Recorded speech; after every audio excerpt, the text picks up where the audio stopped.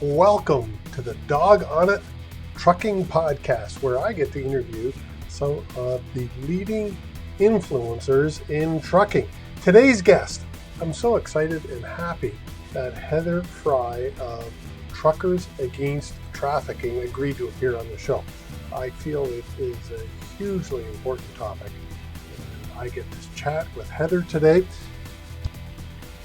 Heather Fry is the Canadian Director for Truckers Against Trafficking. This is a 501c3 that exists to educate, equip, empower, and mobilize the trucking, bus, and energy industries to combat human trafficking as part of their regular jobs.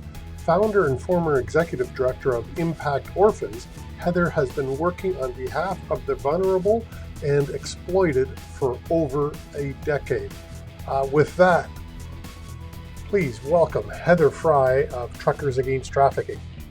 Hi, Heather. How are you? Great, Chris. Good to see you. It's great to see you again. The last time we spoke, I saw you here in Canada at the TTSAO convention. Is that it? That's right, yeah. And then you went to another meeting later that evening, did you not?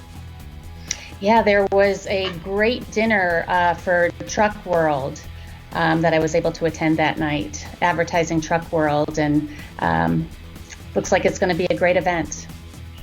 Oh, good.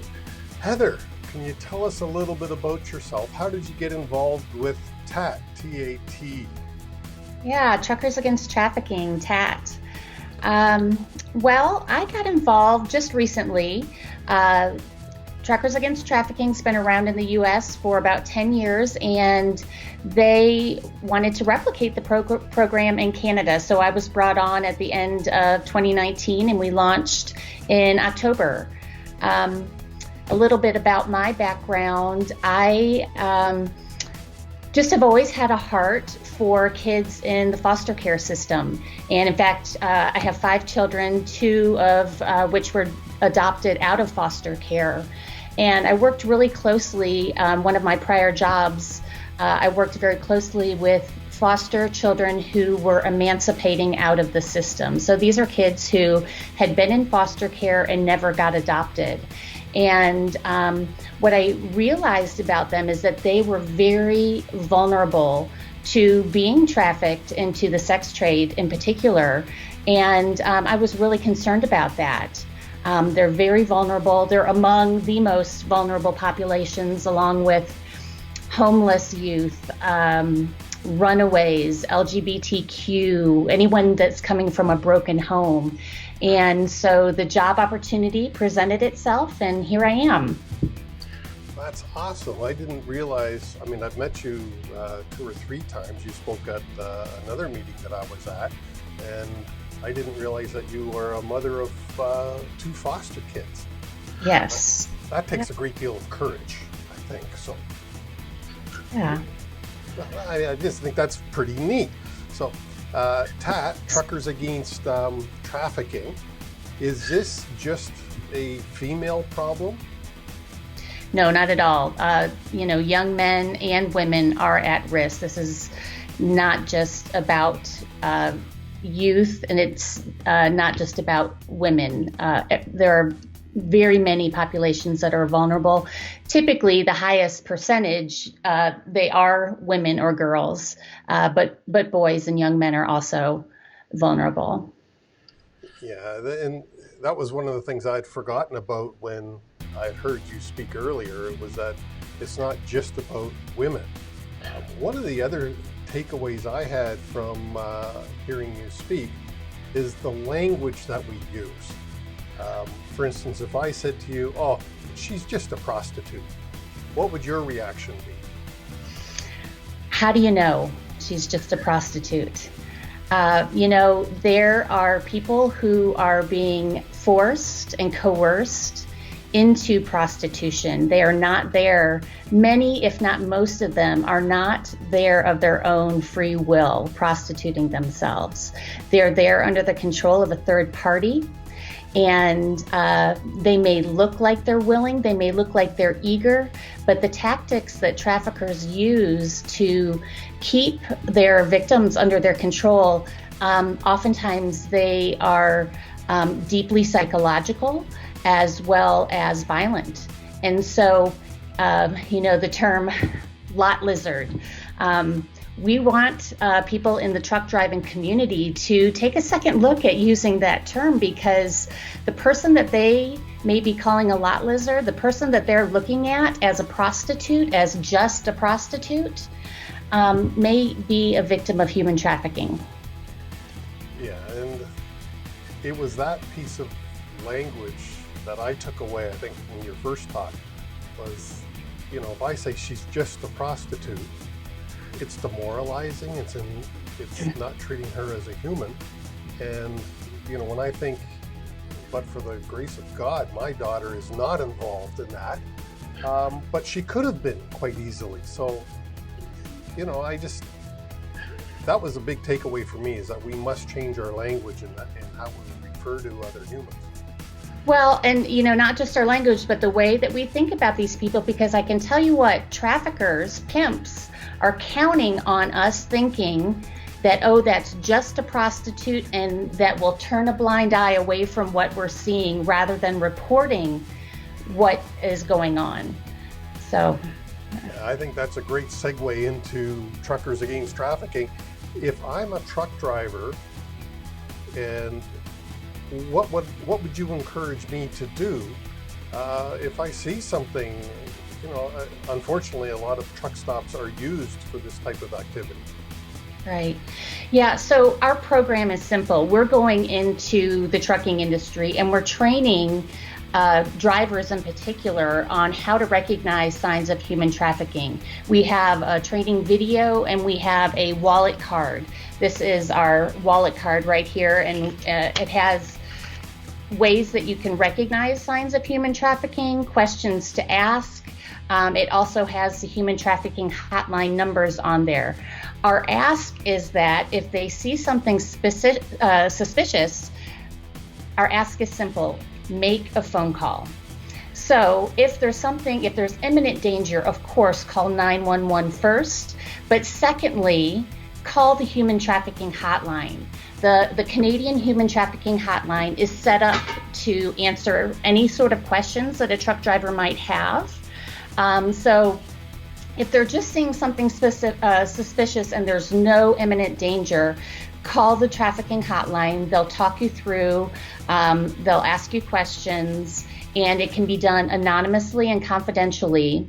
At that point, they will make a determination if law enforcement needs to get involved, and they're connected to law enforcement and can make a phone call. So the human trafficking hotline number in Canada is 1-833-900-1010. And I know that many of the Canadian drivers drive across the U.S. border as well. So if they're in Canada, we would ask that they would call the U.S. Human Trafficking Hotline, and that number is 1-888-3737-888. So just to be clear, I think I misheard you. When a driver is in Canada, he calls the Canadian hotline number, and if the driver's in the U.S., even if he's a Canadian driver, he should call the U.S. hotline number. That's correct, because each of the hotlines are connected to local law enforcement. And so it's real important that if something is going on, that the correct law enforcement people can get involved right away. Right, makes sense to me. So just call the hotline number for the country that you're in at the time. Correct. Now, if I was a truck driver, and hopefully I hear this or see this, and I spark some interest, what would I do to get more information? Well, you can go on the website to get more information. Our training videos right on there. The email to contact us would be tat.truckers@gmail.com. And I'll have all this in the show notes below, of course, including the hotline numbers and things. But right. Yes, did you want to show the website? Yeah, I'd love to do that. And, we're going in to companies, and we're training drivers within the companies through our training video. But if there is an individual driver who is interested in getting TAT trained, they would just go to our website, truckersagainsttrafficking.org, and then click right here on Get Certified. That opens up a page where they make a profile and register, and then it comes up with the training video and goes over the wallet card. And how long is that training video? The training video is only 26 minutes long. And the reason I ask is that I've seen it, and for some people who are born and raised on YouTube, the younger generation than I, they might think that 26 minutes is horrifically long. Oh. I can tell you it is not. It is, unfortunately, an entertaining video. I found it quite entertaining is not the right word. Well, it's perhaps. Compelling. It's very compelling. It's a documentary style training. It's not a dry webinar classroom setting type training. And so you'll get to hear from an actual survivor, and the 26 minutes flies by because it's a horrific crime. The stories are horrendous, and it's a very well done video. So I hope that people will check it out. Yeah, and that's what I wanted to say. It was well done. It is engaging, and the time flies when you're watching. Right. And unfortunately, it is something that is needed because women and men are being victimized on a daily basis. Right. Do you have a success story that you can share with our listeners and viewers? Yeah. So a 20-year-old woman was kidnapped by family friends out of Iowa. And after about 2 weeks, a law enforcement officer was called onto the scene of a truck stop where the following story unfolded. So this 20-year-old woman had been beaten, raped, tortured. She had been burned with instruments that were heated up on an RV stove. She had been branded on her back, and she was being starved by her traffickers, Laura Sorensen and Aldair Hadza. So a great situation came about. A truck driver happened to be at the truck stop doing his paperwork, sitting at the truck stop doing his paperwork, and he noticed some things. He noticed that there was a man going back and forth between the RV and the convenience store. He also noticed that there were various men who would arrive at the RV, go in, and then leave about 15 or 20 minutes later. He saw this happen several times. He also saw a young woman stick her head out of the window, only to have it violently snatched back in. At that point, he thought something isn't right, and he made a phone call. His name was Kevin Kimmel. He drove for Conway Truckload, and he's now with CFI.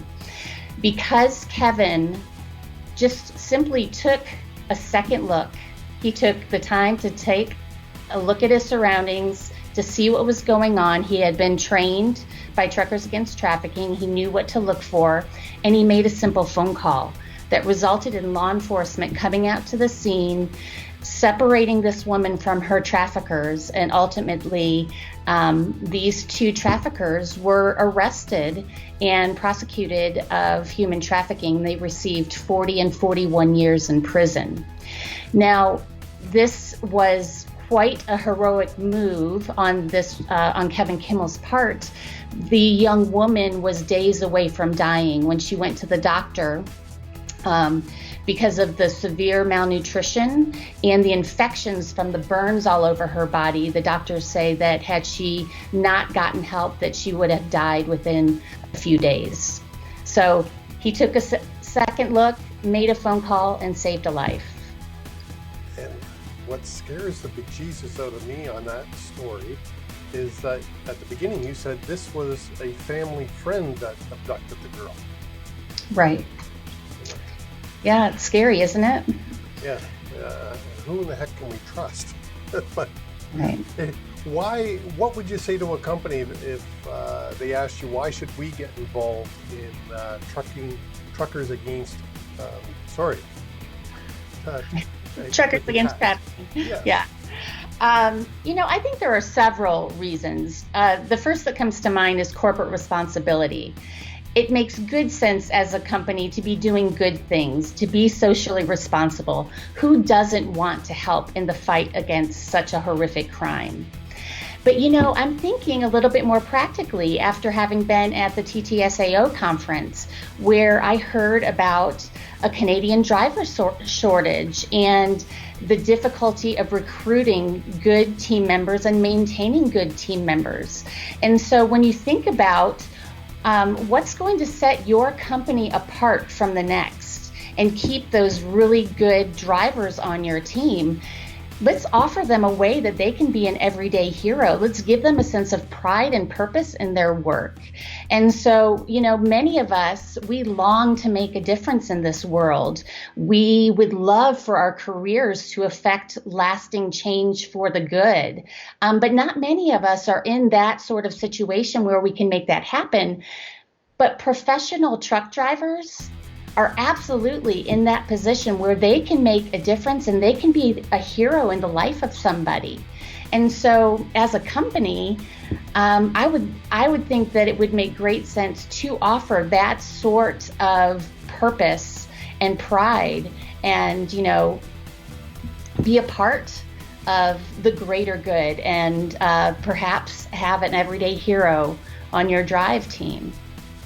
I think as all companies are striving today to be more socially responsible, cut down driver turnover, just retain the best of the best by demonstrating that you actually care about our world and, I'm talking about the environment and other human beings, that would all go a long way. I think that's a great idea for a vehicle of retention, is to show your corporate values on your sleeve and do something about it. Right. Our TAT-trained drivers are proud to be Truckers Against Trafficking.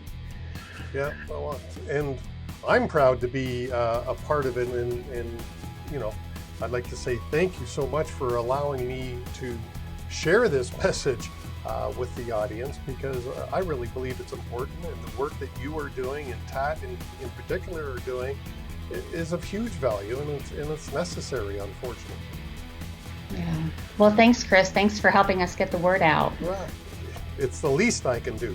Now, why should we talked briefly about why should companies participate? Why should a driver participate? Drivers are uniquely positioned to be able to be the eyes and the ears out on the road, and they can be a major asset for law enforcement and help to recover victims and get pimps arrested. Truly, truly, they can make a difference in the fight against human trafficking, and who doesn't want to be a part of that? I think that's a great idea. And so, what is TAT asking truck drivers to do now if I got properly trained? Right. So go through the training. Our ask is simply to make a phone call if you are seeing something. What we don't want them to do, we absolutely do not want them to approach the trafficker, and we don't want them to try to recover the victim. That's law enforcement's job. It's a simple ask for us. Just make a phone call. Yeah, so you're asking us to simply make a phone call, which can be anonymous, I remember you saying earlier. Right. So we can do this from the safety of our truck and not really be too involved. Right, the risk is low. That's the wording I'm trying to say, because I want to be involved. If I have the opportunity to help somebody, I should, and I would, but I can do it anonymously, and the risk to me personally is low. Right. Did we cover everything today, Heather, that you wanted to say to our listeners and watchers? Yeah, I just think, human trafficking is one of the greatest human rights violations of our time, and we have an opportunity to do something about it. And so I really would hope that companies would reach out and talk about training their drivers, and that individuals would simply go to our website and get certified as a trucker against trafficking. I think that's a great way to end this. And Heather, I thank you for all the work that you're doing. I know you live in the States, and yet you are what's your title? You're the Canadian? I'm the Canada Director of Truckers Against Trafficking. There you go. Because you come up to Canada frequently. Yes. Thank God you're from Colorado, where you're used to the cold. Right. No, I love that I get to come up to Canada. I love that place. Well, and we like having you. I wish we'd met under different circumstances, that the need wasn't so great, but unfortunately it is. And I thank you for the awesome work that you do and Tat does, and I'm just trying to help you get the word out. Thanks so much, Krish. I appreciate it. Thanks, Heather. And I'd like to thank Heather Fry from Truckers Against Trafficking for her appearance. For those of you who are operating a company and want more information, Heather's contact information is below. Please reach out and get your driver certified. If you are an individual truck driver, you can self-certify by going to the website, and that link is also in the show notes. So please, either way, do what you can to fight this horrific crime. That's it for this week. Safety Dogs out.